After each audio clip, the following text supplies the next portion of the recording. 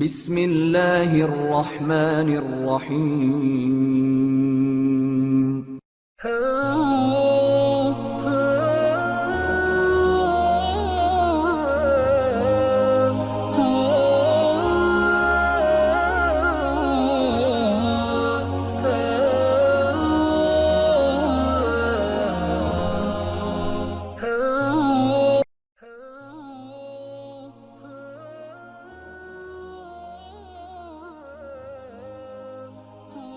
نبی کریم علیہ الصلوۃ والسلام کی ذات اقدس کے حوالے سے سلسلہ پنجتنی نے نوجوان نسل کی بہتر رہنمائی اور آگاہی کے لیے ایک سلسلہ وار پروگرام فوق البشر کی عنوان سے ترتیب دیا ہے۔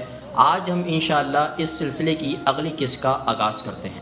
یا پھر ان کے نزدیک اللہ کے نبی علیہ السلام اور ان کے بیٹے کا یہ طور کسی بھی طرح سے سنجیدگی کا متقاضی نہیں تھا، اور وہ وقت سے متعلق اس عام مقولے یہ بھی گزر جائے گا پر قائم تھے۔ ویسے بھی مکہ اور گرد و نواح میں ہر وقت مبلغوں اور نت نئے نظریے پالنے والوں کا آئے روز تانتا بندہ رہتا تھا۔ سب سے بڑی مثال خود حنفہ کی تھی۔ یہ حنفہ محدود ہی صحیح مگر مکہ کی روایت میں شرانگیز ہی کہلائے جا سکتے تھے، مگر ان کو پھر بھی بے ضرر شمار کیا جاتا تھا۔ مکے کے ایوان اقتدار کو حنفہ سے آج تک کوئی سنجیدگی خطرہ پیش نہیں آیا تھا۔ محمد اور علی بھی شاید انہی کی طرح بے ضرر رہیں گے، یا پھر ابو طالب نے ایک باپ کی حیثیت سے سمجھوتا کر لیا تھا۔ وہ اس بات کو بخوبی سمجھتے تھے کہ اگر وہ حضرت علی رضی اللہ تعالیٰ عنہ کو اللہ کے نبی علیہ السلام کا ساتھ نہ دینے پر مجبور کریں گے تو عین ممکن ہے کہ بیٹا صاف انکار کر دے۔ یہ صورتحال ایک باپ کے لیے اچھی خاصی ہزیمت کا باعث ہو سکتی ہے، اور ویسے بھی کون نہیں جانتا کہ ایک نوجوان نابالغ بیٹے سے زیادہ ہٹ ڈرام اور ضدی دوسرا کوئی نہیں ہوتا۔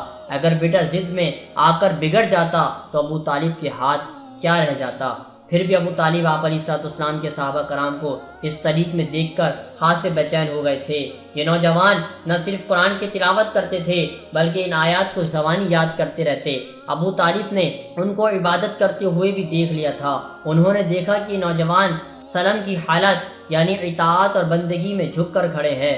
سلم سے لفظ اسلام نکلا ہے جس کے معنی اطاعت اور فرمانبرداری کے ہیں۔ عربی زبان میں اسی لفظ کے کئی دوسرے معنی جیسے امن و سلامتی وغیرہ کے بھی نکلتے ہیں، مگر عام معنی اطاعت یا تسلیم کے ہیں۔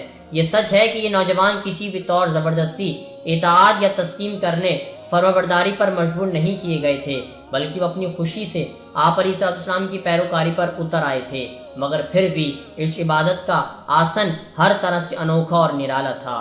ماتھا زمین پر ٹیکے، بازو باہر کو پھیلا کر پشت ہوا میں بلند کیے ہوئے یہ عجب اجنبی طریقہ تھا۔